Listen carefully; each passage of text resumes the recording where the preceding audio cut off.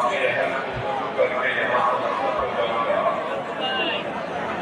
मेरी आपसे गुजारिश है कि आप बीच में नारे मत लगाइए, बड़े सलाम के साथ मैं आपसे जो कहने वाला हूँ सुनिए, ताकि आप वापस जाए यहाँ से आप एक पैगाम लेकर जाए।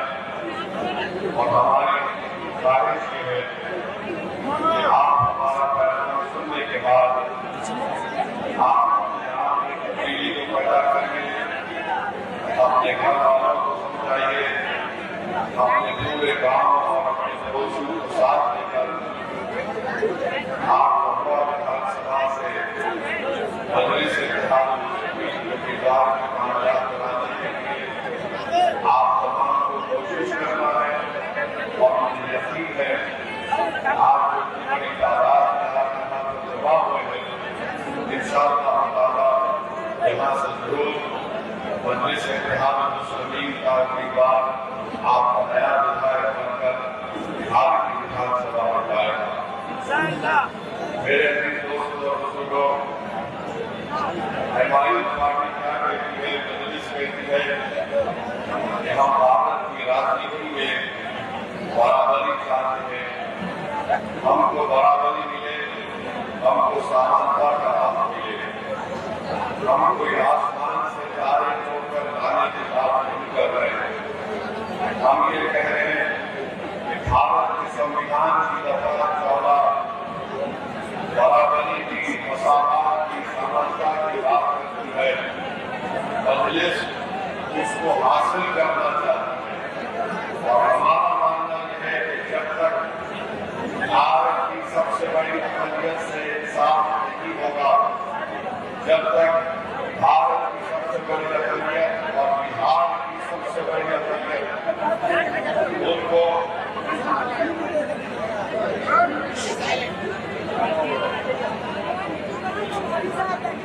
उनको अपना सियासी हक नहीं मिलेगा, हम इंसाफ नहीं कर पाएंगे। ये लड़ाई मजलिस की इंसाफ की लड़ाई है। हम नफरत को खत्म करना चाहते हैं, हम इस्तेसाल को खत्म करना चाहते हैं, हम नौजवानों के मुस्तकबिल को रोशन करना चाहते हैं, हमारे बच्चों के तालीम का इंतजाम करना चाहते हैं। हम ये चाहते हैं कि हमारी बेटियां अपनी तालीम मुकम्मल करने के लिए उनके लिए कॉलेज का ख्याल उठाया जाए। और हम आपको एक पैगाम दे रहे हैं कि जो भारतीय जनता पार्टी और नीतीश कुमार जो सियासत कर रहे हैं वो नफरत की सियासत है, वो अक़लियतों को दबाने की सियासत कर रहे हैं, हमको दूसरे दर्जे का शहरी बनाने की कोशिश कर रहे हैं। वो हमारे मजहबी मुकामात को एक वक्त के काले कानून के जरिए से हमको उससे महरूम करने की कोशिशें कर रहे हैं। दूसरी तरफ आपके सामने है कि इंडिया अलायंस है, जिसकी सबसे बड़ी पार्टी राजद है। राजद के सामने अख्तर ईमान साहब ने उनको खत लिखकर वाज़ेह तौर पर तेजस्वी यादव को बता दिया कि हम आपकी तरफ दोस्ती का हाथ बढ़ाते हैं। अगर आप चाहते हैं कि यहाँ पर नीतीश कुमार और बीजेपी की हुकूमत ना बने तो आइए आप और हम मिलकर चुनाव लड़ते हैं।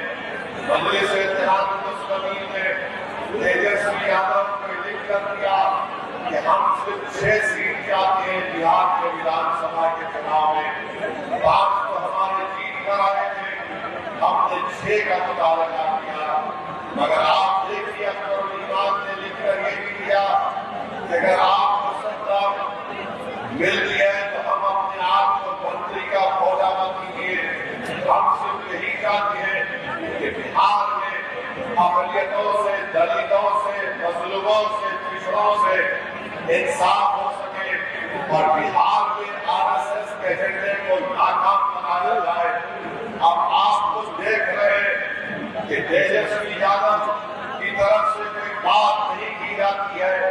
फैसला आपको करना है कि क्या ओवैसी बीजेपी को रोकना चाहता है या फिर तेजस्वी बीजेपी को कामयाब ये फैसला इस विधानसभा की जनता को करना है, ये फैसला बिहार की जनता को करना है।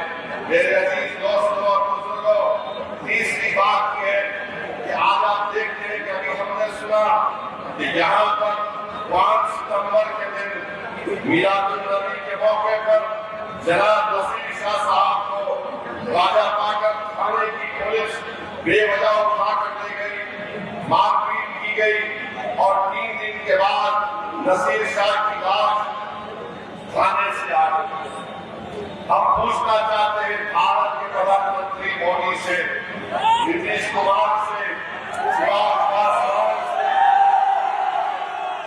जनाब कुशवाहा साहब से, अगर मरने वाले का नाम नसीर शाह नहीं होता तो क्या होता? अब तक पूरे थाने का थानेदार से लेकर कांस्टेबल तक सब बरतरफ हो जाते, मगर मुहैया की आवाम आपको बता रहा हूं कि ये सिर्फ नसीर शाह की मौत नहीं है, ये मौत आपको पैगाम दे रही है कि बिहार की सबसे बड़ी अकलियत की जान की कोई कीमत नहीं है, हमारी जान की कोई कीमत नहीं है।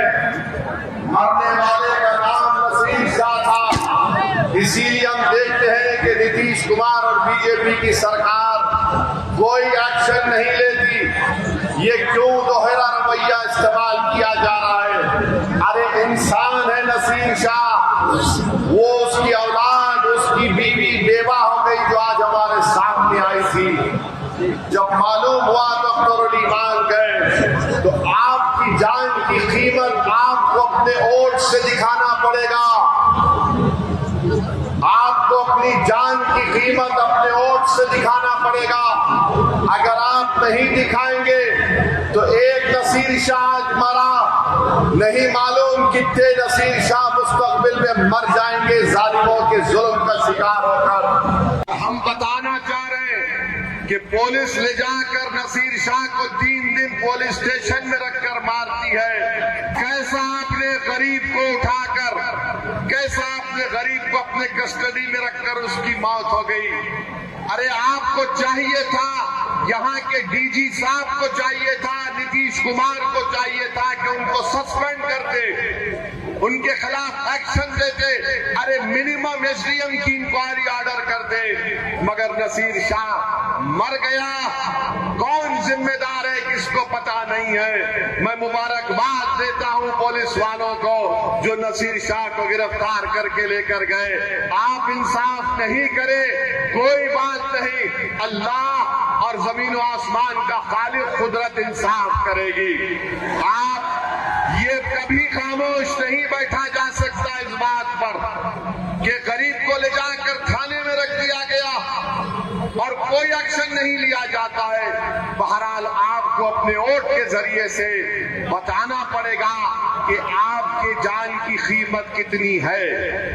आप अगर नसीर शाह के साथ हैं, आप नसीर शाह के साथ हैं, आप नसीर शाह की मौत को मौत मानते हैं, आप मानते हैं कि नसीर शाह को मारकर पीटकर उसको खत्म कर दिया गया, तो फिर आपको भारत की लोकशाही में संविधान इस बात की इजाजत देता है कि आप जब अपना वोट डालने जाएंगे तो याद रखिए नसीर शाह की बेवा आपके सामने थी, वो इंसाफ के लिए पुकार रही है। क्या तुम नसीर शाह के खानदान से इंसाफ करोगे? करोगे? कैसे करोगे? वोट डालकर करोगे या सिर्फ नारा लगाकर इंसाफ करोगे? वोट डालोगे पतंग छाप पर, वोट डालकर इंसाफ करोगे। याद रखो, भूल नहीं जाना, भूल नहीं जाना। दूसरी बात सुनिए, अरे सुनिए, सुनिए। दूसरी बात यह है कि इस विधानसभा में अनुमंडल अस्पताल है, राजद का विधायक है, अस्पताल में डॉक्टर है, दवाखाना सिर्फ दिखाने के लिए है। दवाखाने में कोई इंस्ट्रूमेंट है? तो दवाखाने में अगर डॉक्टर नहीं है तो आपको मतदान के दिन आपको डॉक्टर बनकर एक नाकाम विधायक का इलाज करना है। कैसे करेंगे? किस पर बटन दबाएंगे? किस पर बटन दबाएंगे? क्या यहाँ का नौजवान बेरोजगार है? यहाँ का नौजवान बेरोजगार है? बेरोजगार और गरीबी उसका मुकद्दर बन चुका। तो आपका काम यह है कि मतदान के दिन आप किसको बेरोजगार बनाएंगे? किसको बेरोजगार बनाएंगे? और रोजगार किसके लिए हासिल करेंगे? आप अपने लिए हासिल करेंगे। क्या यहाँ का नौजवान इस विधानसभा को छोड़कर हिंदुस्तान के कोने कोने में जाता है नौकरी की तलाश में? और यहाँ का विधायक क्या करता है? तुम्हारा वोट लिया और पटना जाकर बैठ गया। यहाँ का नौजवान अपनी मुफलिसी और लाचारी और गुर्बत को दूर करने के लिए मुल्क के कोने कोने में चला जाता। तो मेरे अजीज दोस्तों और बुजुर्गों, फिर आप ये भी जानते हैं कि यहाँ पर भ्रष्टाचार है। आवास योजना बगैर पैसे की मिलती है, पेंशन मिलता है बगैर पैसे के। तो भ्रष्टाचार का खात्मा कैसे करेंगे? कैसे करेंगे? रिश्वत का खात्मा कैसे करेंगे? जोर से बोलो। भ्रष्टाचार का खात्मा वोट से करेंगे। पतंग छाप पर बटन दबा के रिश्वत का खात्मा करेंगे। यहाँ पर रिश्वत आम हो चुकी। रिश्वत पैसे लिए जा रहे हैं ना सरकार की तरफ से।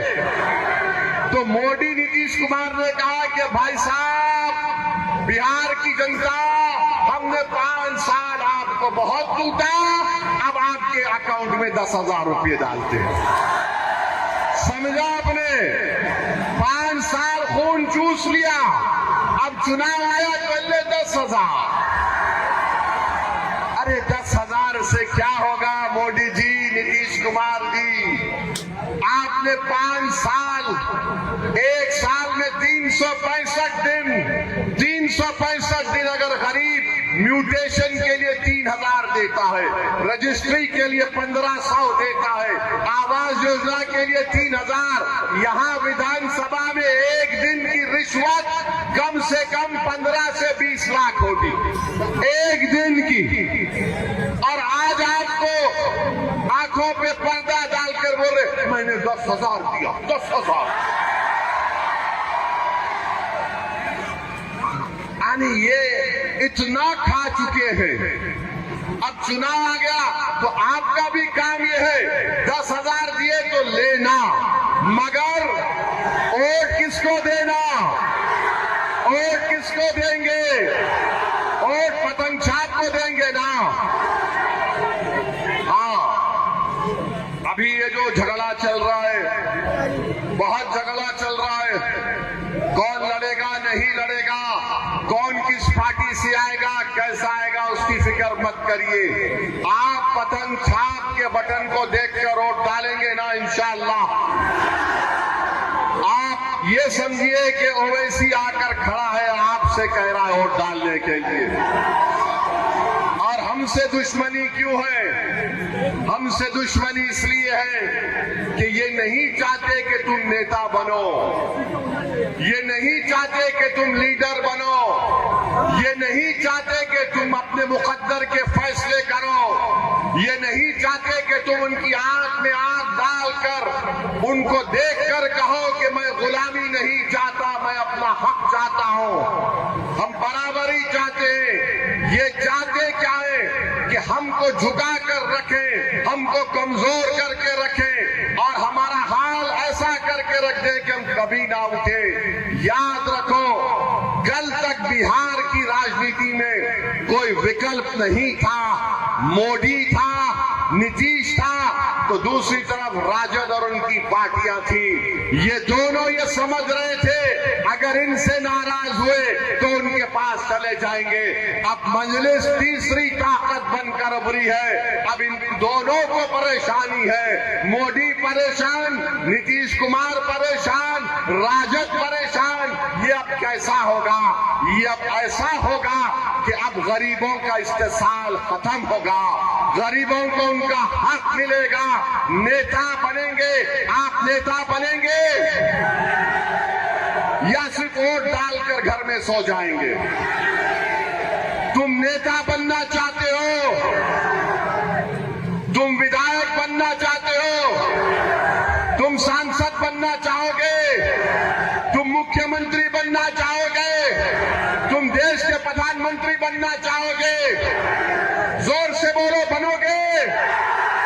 जोर से बोलो, बनोगे? अपने ख्वाबों को पूरा करो। मजलिस तुम्हारे ख्वाबों को पूरा करना चाहती है। और याद रखो इस बात को, अगर वो मुख्यमंत्री बन सकते तो तुम भी बनोगे इंशाअल्लाह ताला। अगर कोई विधायक वो बन सकता है तो तुम भी विधायक बनोगे।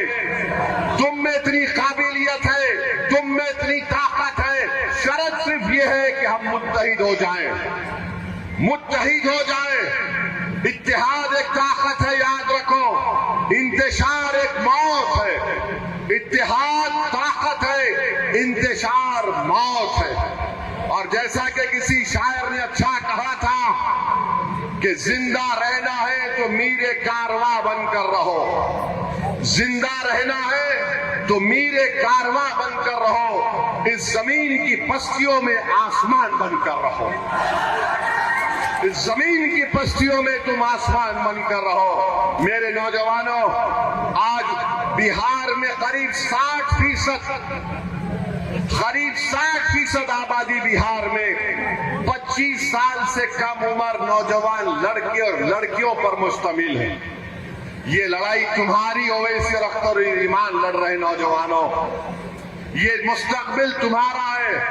हम अपने बुजुर्गों से अपील कर रहे हैं कि आप जब वोट डालने जाएंगे तो अपनी औलाद की तरफ, अपने महल्ले के नौजवानों के चेहरों को देखो, इनके हाल को देखो, इनकी बेरोजगारी को देखो, तुम्हारे घर की गुर्बत को देखो।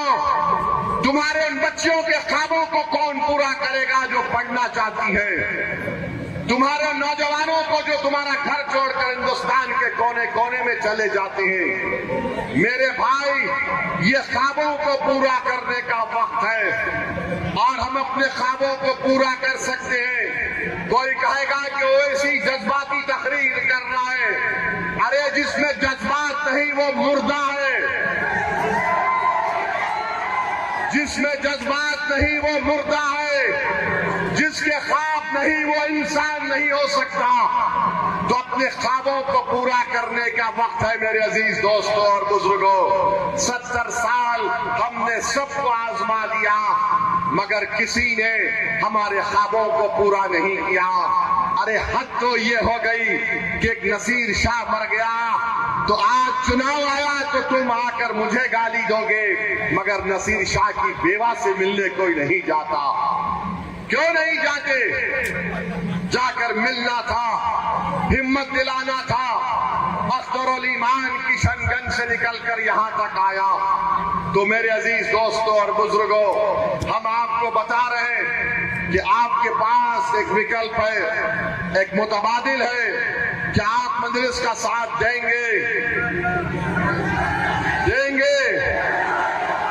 वोट डालेंगे, वोट डलवाएंगे, अपने माँ बाप को राजी करवाएंगे, खुद वोट डालेंगे, या फिर कोई आके तुम्हारे कान में बोले ऐसा बोलेगा, अरे नहीं नहीं बी टीम।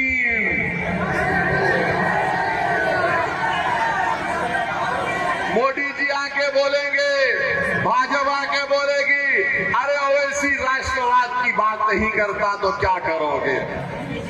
मेरे भाई याद रखो, इन्हीं बातों को हम सुन सुनकर थक जाते हैं, मगर हमारे हौसले पस्त नहीं होते हैं। हम किसी की टीम नहीं, हम जनता की टीम थे और हमेशा रहेंगे।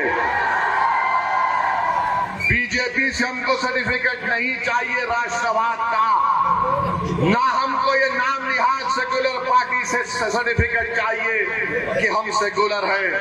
अरे हम सेकुलर थे, है और रहेंगे।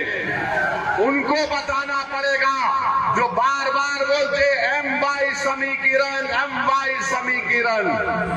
अरे बताओ ये एम वाई में क्या फायदा हुआ? तुम मुख्यमंत्री बन गए, 15 साल तुम्हारे पास इख्तियार रहा, 20 साल नीतीश कुमार मुख्यमंत्री हैं। आज आपके पास एक सुनहरा मौका आया है कि आप अपने वोट का सही इस्तेमाल करें, भारत की जमहूरियत को मजबूत करिए, नाइंसाफी का खात्मा करिए, अपने मुकद्दर के फैसले खुद करिए और यही आपकी कामयाबी होगी। नौजवानों, जब तुम यहां से उठकर जाओगे, ये पैगाम लेकर जाओ कि आने वाला कल तुम्हारा है, ये लड़ाई तुम्हारे मुस्तकबिल की है और हम एक ताकतवर बिहार को देखना चाहते हैं जहां पर सब लोगों से इंसाफ होगा। समानता की बात सिर्फ लफ्जी जुमला नहीं होगी बल्कि उस पर अमल होगा, बराबरी की बात होगी, हिस्सेदारी की बात होगी, अब गुलामी की बात नहीं होगी। और ये बीजेपी आकर बार बार राष्ट्रवाद की बात करते हैं। मोदी ने कहा कि आतंकवाद और पानी एक साथ नहीं बह सकता, बातचीत और आतंकवाद साथ साथ नहीं हो सकती। अब बताओ मोदी जी, आप तो पाकिस्तान से क्रिकेट मैच दुबई में खेलते हैं और कोलंबो में खेलते हैं। ओवैसी ने खड़े होकर पार्लियामेंट में कहा था कि पाकिस्तान से जब सब बंद है तो खेल भी बंद होना चाहिए। वो आतंकवाद पाकिस्तान से आकर पहलगाम में हमारे भारत के 26 लोगों को गोली मार दिए, इसलिए कि वो हिंदू थे, उनके सर पर गोली मारी। बताओ मोदी, बताओ नीतीश कुमार, ये देशभक्ति है कि जिस देश से आतंकवाद आते हैं आप उनसे क्रिकेट मैच खेलते हैं, उनसे क्रिकेट मैच खेलते हैं। आज ड्रामा करते हैं मोदी जी, 3-0 ऑपरेशन सिंदूर। अरे मोदी जी, सिंदूर का ऑपरेशन हमारी बहादुर फौज ने क्या, उनको सलाम करते हैं। ये मामूली क्रिकेट मैच क्यों खेला जा रहा है?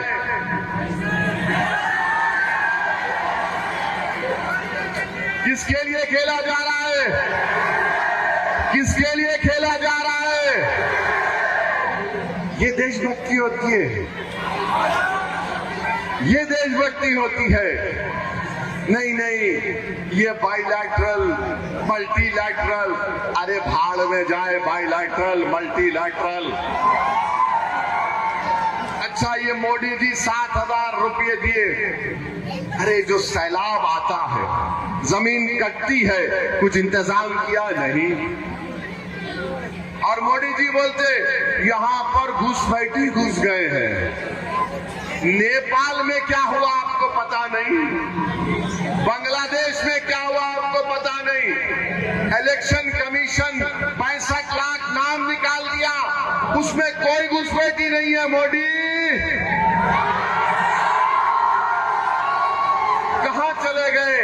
तो मालूम हुआ हमको बदनाम करने के लिए बात कही जाती है। बहरहाल इंशाअल्लाह चुनाव के दौरान में एक मर्तबा मैं फिर इस विधानसभा में आऊंगा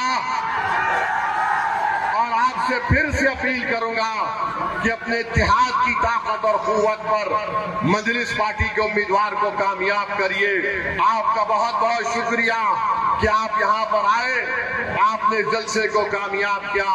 पतंग छाप जिंदाबाद, पतंग छाप